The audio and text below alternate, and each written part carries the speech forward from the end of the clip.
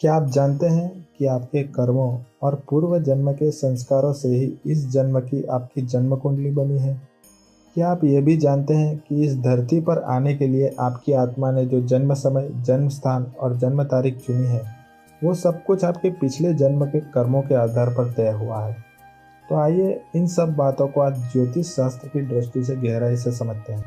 नमस्कार, स्वागत है आपका हमारे चैनल सरस्वती सरिता पर।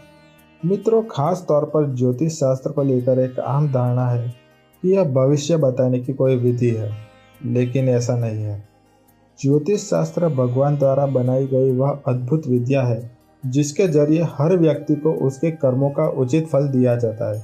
ज्योतिष के भीतर 12 राशियां, 27 नक्षत्र, 9 ग्रह और कुंडली के 12 भाव होते हैं।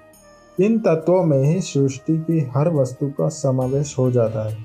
जैसे मिलिट्री का क्षेत्र मंगल ग्रह से जुड़ा है, सरकार का क्षेत्र सूर्य से, मनुष्य का मन चंद्र से, कला और सौंदर्य शुक्र से, लेखन, बुद्धि, वाणी बुध से, ज्ञान, शिक्षा, धर्म गुरु से, न्याय और कर्म शनि से, पुनर्जन्म राहु से और मोक्ष केतु से जुड़ा हुआ है। अब मान लीजिए कोई व्यक्ति बहुत मेहनत करता है लेकिन फिर भी अमीर नहीं बन पाता, तो इसका कारण ये भी हो सकता है कि उसके पूर्व जन्म के कर्म शुक्र ग्रह से जुड़े अच्छे नहीं थे। लेकिन यदि इस जन्म में उसने महिलाओं का सम्मान किया, अपनी पत्नी को आदर और सुख दिया, तो उसका शुक्र ग्रह बलवान बन जाता है और वही शुक्र ग्रह भविष्य में उसे समृद्धि प्रदान करता है। अगर शुक्र की महादशा आती है तो वह व्यक्ति तरक्की की ऊंचाइयों तक पहुंच सकता है। जब एक जीवन समाप्त होता है, आत्मा भगवान के पास जाती है। वहाँ उससे पूछा जाता है, अब तू क्या चाहती है? आत्मा अपनी इच्छाओं के अनुसार अगला जीवन चुनती है और उस जीवन के लिए एक विशेष ग्रह स्थिति भी चुनती है।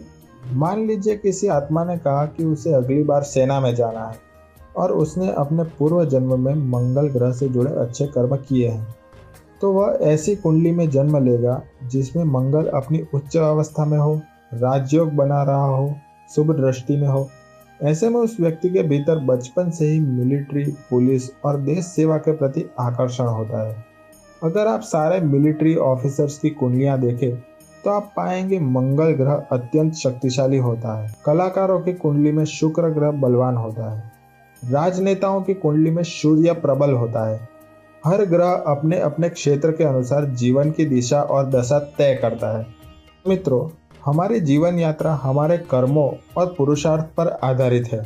इस जीवन की राह और अगले जन्म की दिशा सब कुछ हमारे आज के कर्मों से तय होगा। जैसे कर्म करेंगे वैसा ही फल मिलेगा, ब्याज समेत, इस जन्म में भी और अगले जन्म में भी। आज के लिए बस इतना ही। मिलते हैं अगले अंक में एक नई जानकारी के साथ। तब तक हमारे चैनल के अन्य वीडियोस ज़रूर देखें। धन्यवाद।